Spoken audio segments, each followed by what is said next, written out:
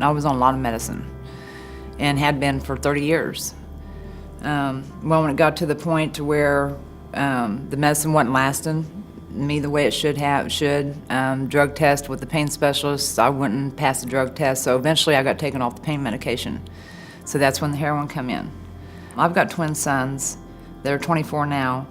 And when they was 13, 14 years old, I didn't realize it until Division of Children and Family showed up at my doorstep, but my sons had been still on my Oxycontins for over a year. Of course, when I got taken off the pain medication, the boys couldn't get their hands on it either. And but reality set in one day when I was getting the boys ready for school. I think they was 15, 16 years old, and one son was taking too long. And when I pulled back the curtain, he had a needle on his arm where had been injecting heroin. I had no idea.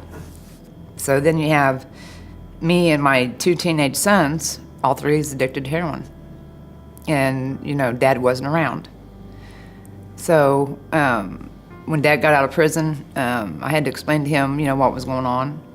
And of course he tried it, and then here he came. He was addicted to it also. So it was all four of us.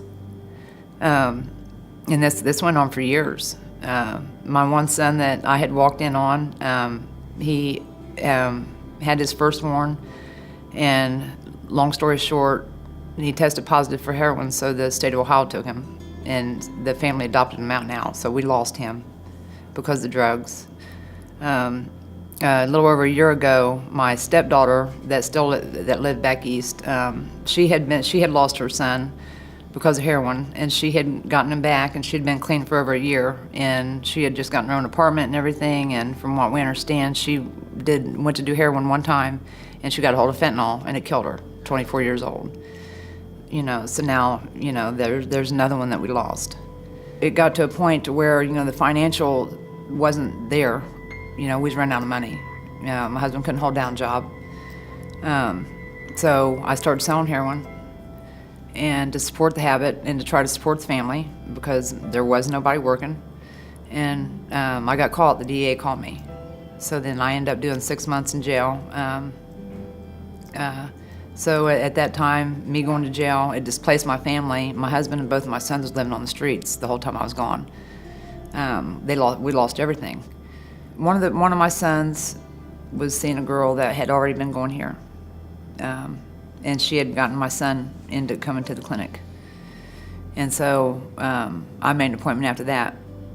We just kind of followed the leader. And it was this clinic they would come and pick us up. We had no means of transportation. And at that time we lived clear out in South Mountain, so it wasn't real close. But, thank God they came and got us. They brought us home. They filled in all the gaps, all the excuses that we could have used not to get help, they took care of. I don't know where our family would be right now if it wasn't for the methadone. It wasn't easy. We have friends of ours that, will come to us, can you help us get this? I'm just so sick, we don't have no money. And we've been there, we know what it's like. And I would just kind of try to catch them while they're sick and ask them, aren't you tired of this? Don't you want to not wake up sick, not have to spend your whole day seeing who you're going to rip off or how you're going to get the money?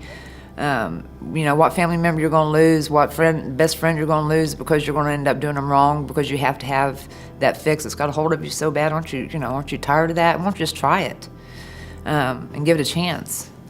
And thank God, every one of them that has tried it, and it feels good, to walk in here and actually see friends that run into them here instead of at the Connects. It's a whole different. But every one of them that tried it, they stayed with it. They never went back to using. This you can control. This you can slowly taper off of. You're not going to be using the bathroom on yourself. You're not going to be, up all night because you can't sleep because of the sweats and the pain and throwing up, and you won't even realize that you're detoxing off of anything. And you don't have to go around chasing any of that anymore. You actually feel normal. You get your normal life back.